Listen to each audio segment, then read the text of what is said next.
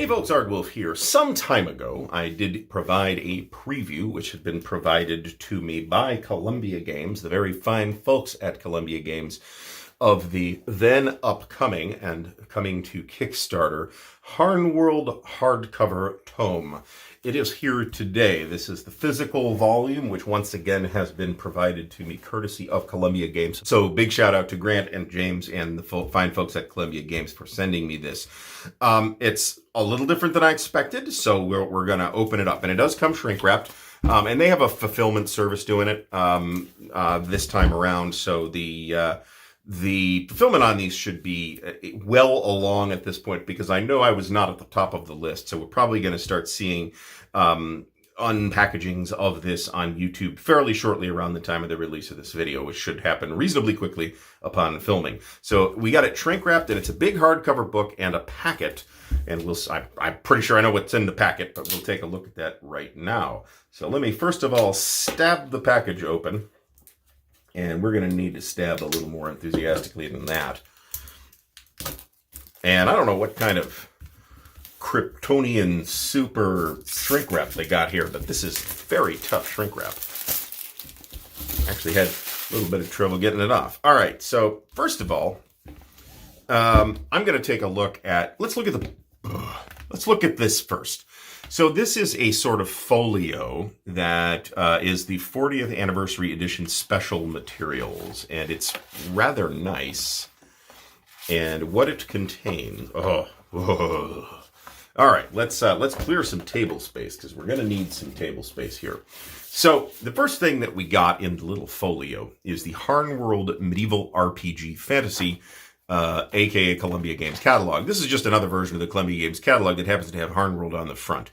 So those of you who have been following the channel for any length of time will know my very high opinion and endorsement of HarnWorld as a fantasy setting. It is one of the finest settings for any RPG that has ever been released, in my opinion. The map is stunningly gorgeous, as we will see momentarily, and it is there is an accompanying system called HarnMaster, but the world materials are system agnostic. You can use it with whatever RPG system you like. Lots of folks have used it with D&D. I have run it in HarnMaster, and we ran it with Rollmaster back in the day. I think it is a natural fit with whichever version of RuneQuest you think is sufficiently not tied to its integral setting, Glorantha. I think that would be a really good fit. Chivalry and Sorcery would be a really good fit. So we got like a bunch of pages of talk about Harn and all the stuff. And you can download this map for free from Columbia Games website, by the way. Highly recommended that map. It is the best fantasy world map to date. And considering that it was released in 1983, to date means a lot. It is simultaneously beautiful and yet packed with useful information. So we get two maps here, okay? We get I don't remember that this was even in the package. Okay, so we get, first of all, the Harn, what we call the Harn regional map, okay? And on the back, there's a bunch of, like, information on Harn and its world. And on the front is the beautiful 1983, first published in 1983 anyway, map of the island of Harn. This is not the entire planet. If you want the entire planet, well, we'll get a glimpse of that in a second. I've got about 8 of these because I've accumulated so much Harn material over the years. But this is on a different paper stock than I have previously seen, kind of a satin finish paper stock. Feels really nice. I've literally got so many of these that I have cut up a couple.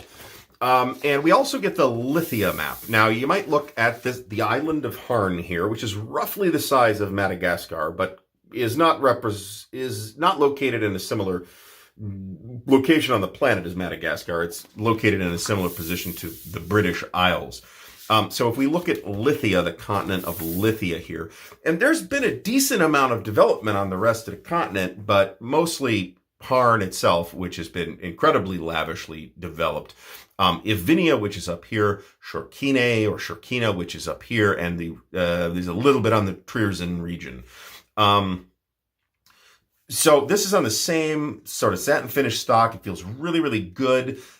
I've got a couple of these too, but I want to say that this is the only my second one that's on the full-sized sheet. I think the other one is the original from the original lithium module. And it's the same size, but I think my other ones either came in electronic products or were printed by me.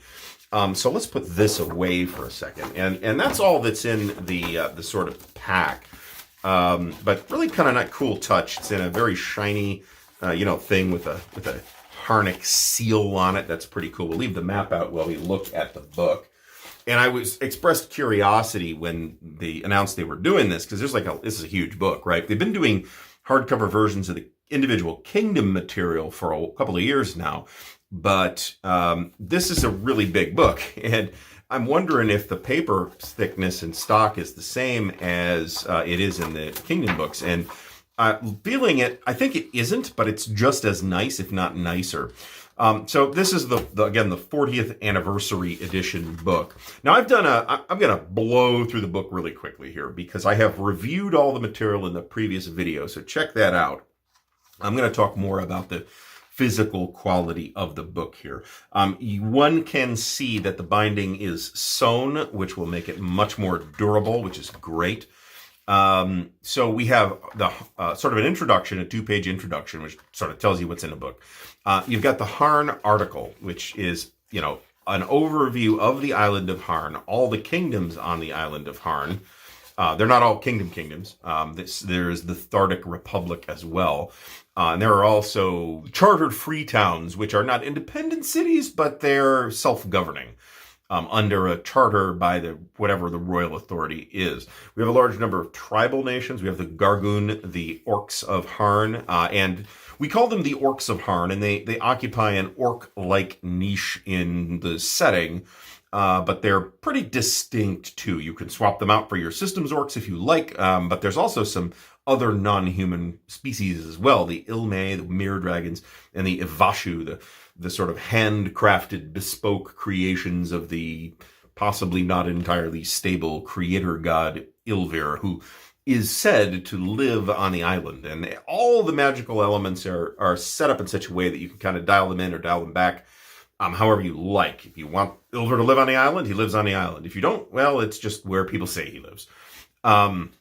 There's a big discussion of feudalism. Most of the societies here are feudal societies. Not all of them, however. Orbal is not. It is a clan-based society, and the Thardic Republic is not as well. Now, all of these names I've just thrown out are the subjects of basically their own books. So there is an Azadmir book, which I think was the most recent book on Kickstarter, and which, for all I know, might actually still be running right now. That is the Dwarven Kingdom. Ivale is the Elven Kingdom. All the other kingdoms are human kingdoms. But Orbal is a kingdom inspired by Danelaw-era Britain. And we have talked about that in the past too, Crime and Punishment. Now, the paper quality here is a quite glossy and very heavy paper. It doesn't feel quite as heavy to me as the paper in the Kingdom books, but I don't think it's less nice. Really good paper quality here. Manorialism, again, still part of the subject of how feudal societies work. Here's a map of a typical manor. Here's the cities and towns on the island. Cities on Harn are designated as large walled towns. So the populations here, the urban populations here, range from 3,900 for Sharon to 12,500 for Coronan. That's the biggest city on the island. That's a little low for the medieval period that Harn is kind of built around. But it all kind of makes sense, and the population density is lower so that there can be wilderness on the island for you to explore in campaigns. Big section on guilds, prices and incomes. We think of guilds as a medieval societal feature, by the way, but there were guilds back, or whatever the Latin name for them was, back in Roman times as well. And they were guilds, right? They work basically the same way. Taxes and tolls, trade, and we got a lot of these little maps here. So here's an economic map. So we got wild beasts, we've got hides, we've got vellum, linen, and wool down here. There's some areas that are designated as fishing areas or whaling areas. And we're 50 some pages into the Harn article itself. We also get a one-page descriptions of the 10 deities that are found on the island of Harn itself. This is a great religious pantheon to pretty closely tied. It'd be hard to port it to a different setting, but you could do it. You just have to make some changes. Here's a history section. We get the Earthmasters, big history. Very briefly, the history is very detailed and yet manages to not be dry and boring, and does manage to contain just tons and tons and tons of adventure hooks. So very interesting history, and like a lot of pages of it, like 15 pages of this history as well. Boy, it was even more than I thought. Plus a big timeline. Here is a description of the current situation in 720 TR. TR is the Tuzin Reckoning. That is the calendar in use on Harn. And unlike a lot of other publishers in the 80s and 90s specifically that really kind of embraced metaplot, and we were going to have our own kind of plot going, and you can kind of tie your campaigns into that, there was a conscious decision made by N. Robin Crosby, and presumably Tom Dalglish had a voice in this too, to say, we're going to set it at a specific date and we're going to do no material beyond that date. And they have stuck to that resolutely since 1983. So anything that happens after 720 is up to you. We are still in the Harn article section. You can generate your birthplace randomly if you want. This is basically an encounter system.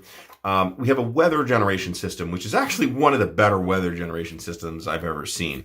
We've also got the Harn decks. It would be impossible to take you through the Harn decks without spending 4 hours on the video, because what this is a giant glossography of terms and people and places and entities and groups, and everything on the island basically has an entry here. This was originally included in the original Harnmaster module, and it's just terrific reading. And it's one of those things where you'll end up see such and such, and you'll go see such and such, and keep flipping back and forth for hours. Just loaded with information here. And once again, and we're still 100 and okay. We got on Harndex gets. Beautiful. 148 pages of Harndex. And then we get the Lithia article, which is this the last one in the book? It is not. So Lithia is the continent that we just saw the map of. And this gives us a bunch of little maps that give us more information about the continent. So this is the cultural map. We can see Harn up here. Here's a topography map. Here is an economic map, again, showing you, these are the continentally interesting goods that come from Harn. Wool, jewelry, metalwork, glasswares, and wild beasts, and maybe whale oil. And there's, so you can determine, okay, a ship has arrived from Shorkina. What's it carrying? Well, sounds like tin. We've got a bunch of material on trade. We've got a big section. This was super inspirational for me. The language map. What languages are spoken where? And these are broken into families, right? So fantastic detail here. And then we get a Lithia index, which obviously is way smaller than the big Harn decks, but still contains just tons and tons and tons of fascinating information. And finally, we have the Cathera article. I don't know how well you can see this because the paper's a little shiny and there is some glare here. But I have done previous videos where I have looked at the Cathera material. Cathera is the actual planet that this is located on. This is the entire planet, and in the middle here is the continent of Lithia. Here we have a natural vegetation map. So we've got some discussion of that. Here's the prevailing winds. Here's the ocean currents. Here's the tectonic plates. Here's the solar system with the Catheran sky, the other planets in the sky, discussion of the sun. Here is the night sky with all the constellations, which signs are the Harnic zodiac and which are just something else. Southern sky as well. The regional maps. This is a kind of a discussion of the regional map of Harn, which is this map, right? We also get then, at the end of the book, we get a mini version of the regional map. This is the regional map, of which there were 4 official ones from Columbia Games. And then we get what we call the poetic map. This thing, what I typically did with these was to print them out on some sort of parchmenty type paper, soak it in tea for a while maybe, and then pass it out to the players. And that map represents the character's physical map of the island. And this is the one of the whole island, but every one of the kingdoms has its own poetic map as well, and that's really cool. And then here is Lithia at the end. So also sewn binding, feels really solid. The book is quite heavy. I am delighted to finally see this and have it in my greasy little hands. So once again, quick look at the physical books for the HarnWorld 40th anniversary hardcover. It's absolutely gorgeous. Very happy with the production value, the print quality, the paper quality, the binding quality, all that stuff. It just looks fantastic. So thank you, Columbia Games, for putting me on the list to get one of these. That is much appreciated. I will include a link to the Harn material on Columbia Games' website in the video description. So do check that out if you are at all in the market for a fantasy setting for your fantasy RPGs. This is a fantastic setting that I have been a big booster of for many, many years, as you probably are aware if you've been watching the channel for a while. I should also give a quick shout out to the patrons of Ardwulf's Lair, without whose support, encouragement, and assistance it would be impossible to continue making the stuff that we do here at Ardwulf's Lair. So thank you, patrons. If you'd like to help support the channel, there's a bunch of links to do that in the video description, including a link to the Patreon. Thank you for watching, and until next time, happy gaming. Thank you.